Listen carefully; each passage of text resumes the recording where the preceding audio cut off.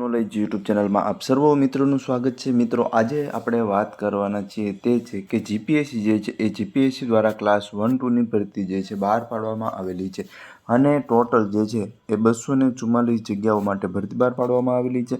તેમાં 37 જગ્યા જે છે એ તો કે દિવ્યાંગ વ્યક્તિઓ માટે છે અને 207 જગ્યાઓ છે એ અધર કેન્ડિડેટ માટે છે, એટલે 207 જગ્યાઓ છે એ આવી છે। તો ટોટલ 244 જગ્યાઓ જે છે એ જીપીએસસી દ્વારા બહાર પાડવામાં આવેલી છે। તો આજે આપણે ચર્ચા કરવાના છે કે કેટલી જગ્યા છે, બરોબર, કે કઈ કઈ કેટેગરીમાં કેટલી જગ્યાઓ છે, ત્યારબાદ એજ્યુકેશન ક્વોલિફિકેશન શું છે, ફોર્મ ભરવાની તારીખ શું છે, પછી તમારે ફોર્મ ભરતી વખતે શું ભૂલ ન કરવી જોઈએ કે તમારું ફોર્મ જે છે એ રિજેક્ટ થઈ શકે, અને પરીક્ષાની પેટન્ટ આખી શું છે તેના વિશે આપણે વાત કરીશું। ત્યારબાદ પરીક્ષાની તારીખ શું છે તેના વિશે પણ આજે આપણે ચર્ચા કરીશું। તો ખોટો સમય ન બગાડતા આપણે આપણી વાતની શરૂઆત કરીએ, બરાબર। તો પહેલાં જે છે ક્લાસ 1માં કેટલી જગ્યાઓ છે, બરાબર। તો ક્લાસ 1માં જે છે એ તો કે ગુજરાત વહીવટી સેવા ગેસ છે જે છે એ ગેસમાં તો કે જુનિયર સ્કેલ માટે કુલ 5 જગ્યાઓ છે, બરાબર। એમાં તો કે એસીબીસી માટે 2 છે, પછી ઈડબ્લ્યુએસ માટે 3 છે, અને મહિલાઓ માટે જે છે 1 જગ્યા છે, અને દિવ્યાંગ વ્યક્તિ માટે 1 જગ્યા છે, એમ ટોટલ 5 જગ્યાઓ છે। ત્યારબાદ તો કે ઘણા બધા વિદ્યાર્થી મિત્રોનું સપનું હોય છે કે ડીવાયએસપી બનવું, બરાબર। તો ડીવાયએસપી નાયબ પોલીસ અધિક્ષક જે છે બી નથી, એની ટોટલ 10 જગ્યા છે, એમાં બીના નંબરની 3 છે, ત્યારબાદ ઈડબ્લ્યુએસની 1 છે, સામાજિક શૈક્ષણિક રીતે એસીબીસીની જે છે એ તો કે 4 જગ્યાઓ છે, બરાબર। પછી અનુસૂચિત જાતિની 1 છે અને અનુસૂચિત જનજાતિની 1 જગ્યા, અહીંયા તમને જે પણ લાગુ પડે તમે જોઈ શકો છો। પછી તો કે જિલ્લા રજિસ્ટર, પછી નાયબ નિયામક, મદદનીશ કમિશનર અને સહાયક રાજ્યવેરા નિરીક્ષક, એવી ટોટલ થઈને જે છે એ 39 જગ્યાઓ જે છે એ ક્લાસ 1ની છે। ત્યારબાદ આપણે જોઈએ તો ક્લાસ 2ની કેટલી છે, તો કે ક્લાસ 2માં એક તો કે સેક્શન અધિકારી જે છે સચિવાલય એની 26 જગ્યા છે, મામલતદાર છે એની 40 જગ્યા છે, ત્યારબાદ રાજ્યવેરા અધિકારી છે એને 35 જગ્યા છે, મદદનીશ નિયામક જે છે અન્ન નાગરિક અને પુરવઠાના 12 છે, તાલુકા વિકાસ અધિકારીની 30 છે, નોંધણી નિરીક્ષકની 13 જગ્યા છે, સહાયક માહિતી નિયામકની 12 જગ્યા છે, એમ ટોટલ 168 જગ્યા જે છે એ ક્લાસ 2ની જે છે એ ભરતીમાં બહાર પાડવામાં આવેલી છે। તો આપણે કેટલી જગ્યા છે તેના વિશે વાત કરીએ। હવે તો કે ફોર્મ ભરવાની તારીખ વિશે જો વાત કરવામાં આવે તો ફોર્મ ભરવાના જે છે અત્યારે ચાલુ થઈ ગયા છે। એમાં 7/3/2025થી તમે 23/3/2025 સુધી ફોર્મ ભરી શકશો, બરાબર। 23 તારીખ ફોર્મ ભરવાની છેલ્લી છે। હવે તો કે આ જે છે એમાં સંમતિપત્ર તમારે ભરવાનું છે, એ તમે ડાયરેક્ટ ફોર્મમાં નહીં ભરાય, પરંતુ તમે જે આપણે એસટીએ વખતે જે રીતે કર્યું હતું એ રીતે જે તમારે જીપીએસસી ઓજસમાં જઈ અને કન્સેન્ટ ફોર્મ જે છે ભરવાનું છે, સંમતિપત્ર, એ તમે છેલ્લી તારીખ શું છે કે 24/3/2025 સુધી તમે જે છે એ સંમતિપત્ર ભરી શકશો। જો તમે સંમતિપત્ર ભરશો નહીં તો તમારું ફોર્મ જે છે રિજેક્ટ થશે, એટલે આ વખતે આ સુધારો છે, બરાબર, આપણે ખાસ ધ્યાનમાં રાખવાનો છે।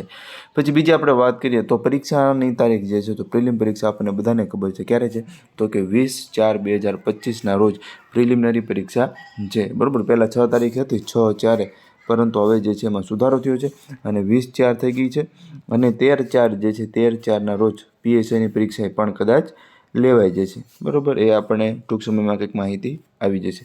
તો આ જે છે એ તો કે પ્રિલિમ પરીક્ષા ક્યારે છે, તો કે 20/4 છે, અને જે કન્સેન્ટ ફોર્મ છે સંમતિપત્ર એ તમારે 24/3 સુધીમાં ફી ભરી દેવાની છે, બરાબર, એ એક ભૂલવાનું નથી, નહીં તો તમારું ફોર્મ જે છે અહીં રિજેક્ટ કરવામાં આવશે, બરાબર। જે વિદ્યાર્થી મિત્રોને ડીવાયએસપીમાં પાસ થશે તેઓને તો કે જે છે એ તો કે એની ઊંચાઈ છે એની છાતીને એવું માપવામાં આવશે, બરાબર।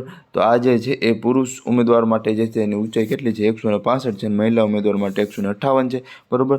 પછી તો કે પુરુષ ઉમેદવાર માટે ફૂલાવ્યા વગર છાતી નોર્મલ 84 અને ફૂલવીને જે છે એ 89 થવી જોઈએ, અને વજન જે છે એ પુરુષો માટે 50 છે અને મહિલાઓ માટે 45 કિલો વજન હોવો જોઈએ। ત્યારબાદ મહિલા કેટેગરીની ઊંચાઈ જે છે અહીં તમે જોઈ શકો છો, બરાબર। ત્યારબાદ આપણે જોઈએ તો ત્યારબાદ આપણી માટે નવું જે છે એ તો કે શૈક્ષણિક લાયકાત, તો કે શૈક્ષણિક લાયકાત જે છે એ શું છે, તો કે શૈક્ષણિક લાયકાત આપણને ખબર છે કે જો તમે ગ્રેજ્યુએટ થયેલા હો તો તમે જે છે એ આ ફોર્મ ભરી શકો છો।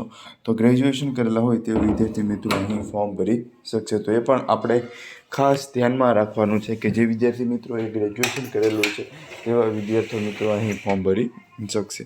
ત્યારબાદ આપણે વાત કરીએ કે પ્રિલિમિનરી એક્ઝામ જે છે તો પ્રિલિમમાં તમારે માત્ર 200 માર્કનું પેપર આવશે, બરાબર, અને 200 માર્કમાંથી તમે જે માર્ક મેળવો છો એ તમારું મેરિટ બનાવશે. ત્યારબાદ તો કે મુખ્ય પરીક્ષામાં પણ સુધારો થયેલો છે. તેમાં ઇંગ્લિશ અને ગુજરાતી જે છે એ તો કે 2 પેપર તમારે ક્વોલિફાઈંગ કરવાના હોય છે, અને એ જે છે એ 300 માર્કના 2 પેપર હોય છે, 3 કલાકનો સમય હોય છે.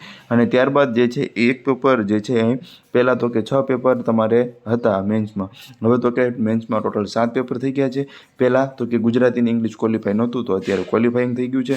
અને જે જીએસ પેપર ઉમેરવામાં આવ્યું છે જેના વિશે છે એ ટૂંકમાં આપણને કંઈક માહિતી મળી જશે. અને જે છે આપણું મેરિટ ક્યાંથી બનશે તો કે નિબંધ અને જીએસના પેપર છે તેના આધારે આપણું મેરિટ બનશે, અને 1250 માર્કનું ટોટલ થશે, બરાબર. તો આ આપણે વાત કરી કે તમારે જે છે એ તો કે જીપીએસસી 1-2ની પેપર જે છે એ પરીક્ષા છે ફોર્મ ભરવાના જે છે આવી રીતે ચાલુ થઈ ગયા છે, અને 23 તારીખ સુધીમાં તમે ફોર્મ ભરી શકશો. અને સંમતિપત્ર ભરવાની છેલ્લી તારીખ જે છે કઈ છે તો કે 24/3 છે. તો તમે ફોર્મ ભરી નાખજો. તો આજે આપણે આપણી વાત જે છે એ અહીં સુધી રાખશું. ફરી આપણે મળીશું. ચાલો મિત્રો, બાય. જય હિન્દ, જય ભારત.